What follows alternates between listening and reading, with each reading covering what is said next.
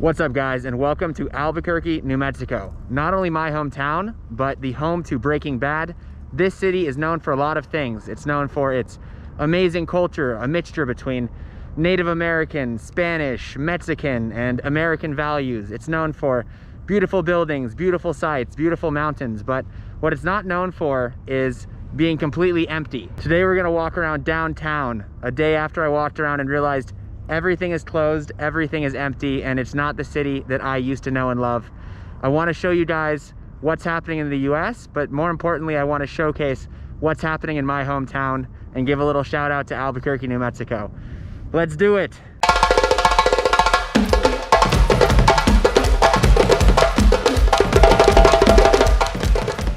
I'm standing here next to Central Avenue, which is the old Route 66, the road which went all the way from Chicago through the United States, cutting through Kansas, cutting through Missouri, cutting through the central heartlands of the US, coming through Texas, down through New Mexico, and then all the way to Los Angeles in the west.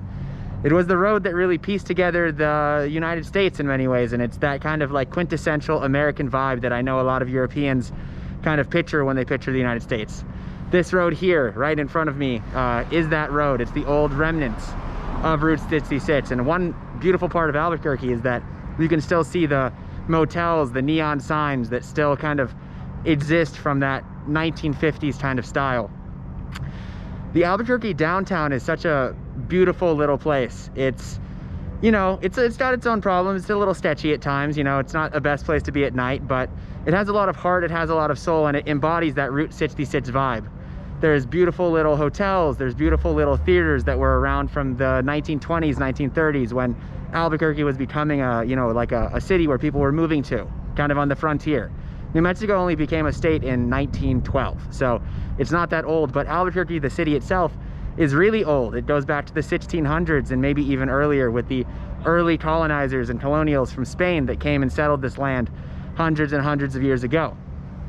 What I can say is that returning to Albuquerque, this city is not feeling like what it normally feels like. Upon walking through the downtown yesterday, I realized that COVID has hit our downtown extremely hard, and it's extremely noticeable. What was once a vibrant place with people eating, shopping, going out together, walking around, enjoying the day, it's like a ghost town. It's really weird.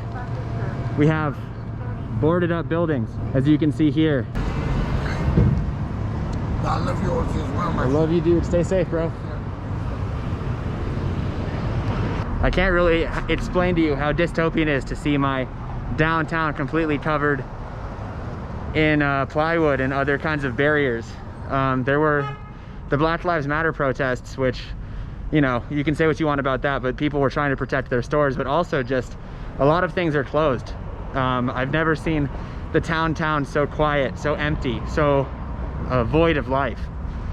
There's really not even that much open, to be honest, and you can kind of see the challenges that the city's going through. Right here is a historic building that used to sell jewelry, and you can see here, nothing. Hasn't been open for months. It's completely empty. Got beautiful artwork around. Across from us here is the historic Chemo Theater. So one thing that's really cool to note about Albuquerque is that since this was kind of a boom town that came up during the Route 66 times, is that people would, you know, drive through Albuquerque all the time. And so what happened is when movie theaters started opening up and different kind of like entertainment programs, Albuquerque was a city that pretty much had everything that anybody could want because there was so many tourists coming here. So behind me here is the historic Chemo Theater. The Chemo Theater opened, I believe, in 1928 as an early motion picture house, so like your early movie theater, and since then is used, you know, for lots of different things now, from plays to actual movies to performances to what have you. But it's closed. We can see the message on top. We're all in this together, and I'm feeling it. I can definitely say that I can definitely see that there's issues happening now in the United States, and this is the first time I've really seen the impacts of COVID on any sort of like real scale, to be honest with you. Here we have a nightclub that I used to go to in my youth, closed. They've been able to at least paint it to make it look a little bit nicer, but overall it's not open. It's probably never going to open again, to be honest.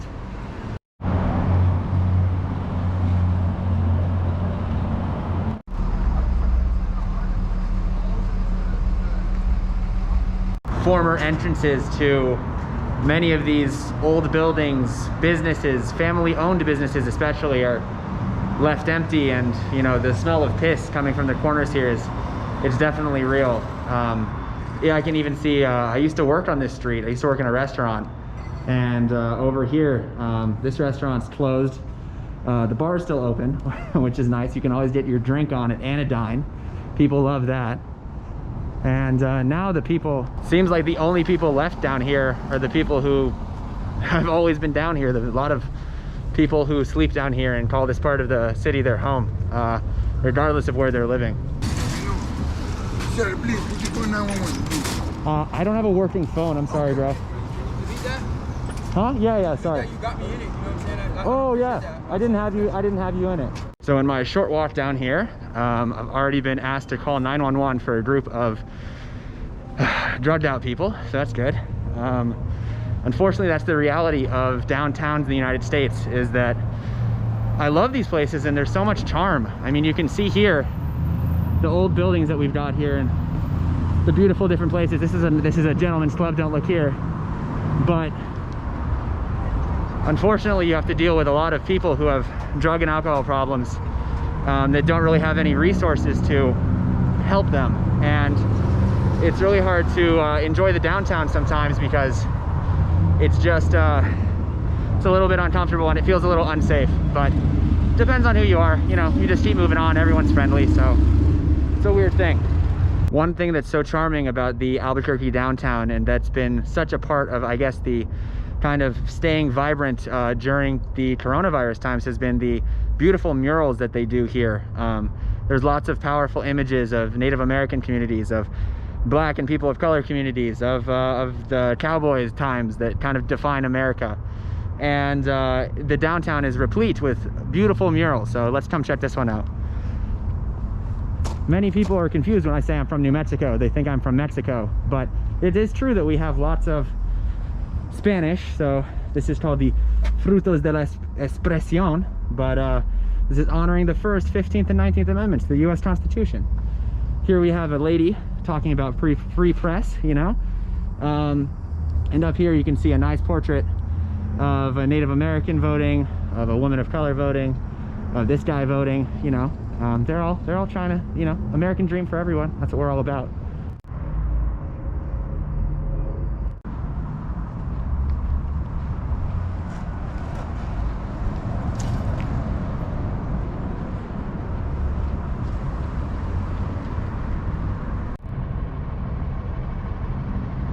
The one word for better or worse that comes to mind when I walk around downtown, especially now, is sketchy.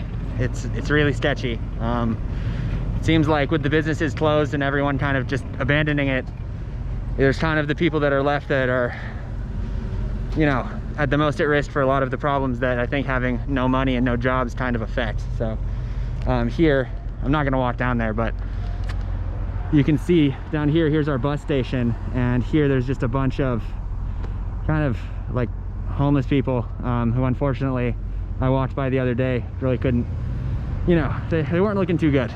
It was certainly not the best look. So it's weird. It's a really weird experience.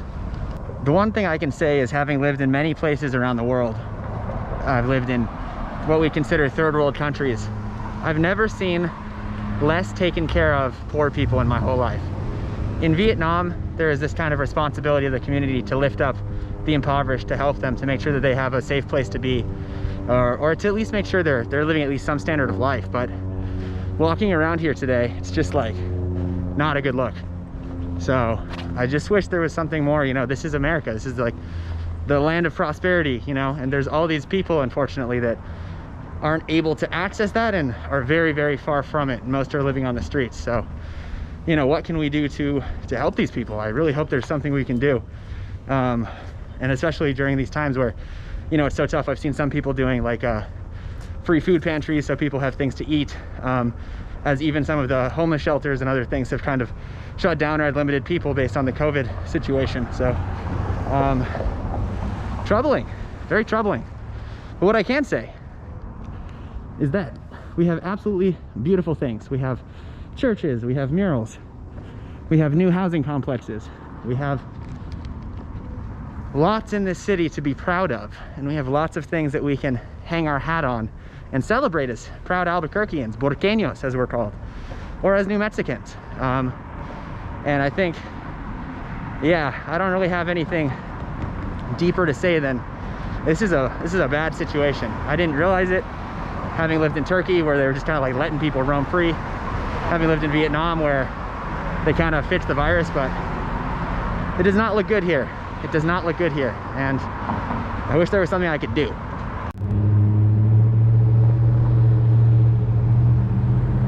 I think what happened here in Albuquerque with regards to the downtown has happened to a lot of places in the United States. Is the downtown was really vibrant during the early days of Albuquerque, but as the university became more populous and a lot of new businesses started opening, a lot of the small business owners started to shift their businesses towards the university, as that was the like local source of income, of new people, of clients. So the downtown kind of laid empty, for better or for worse, for quite a while.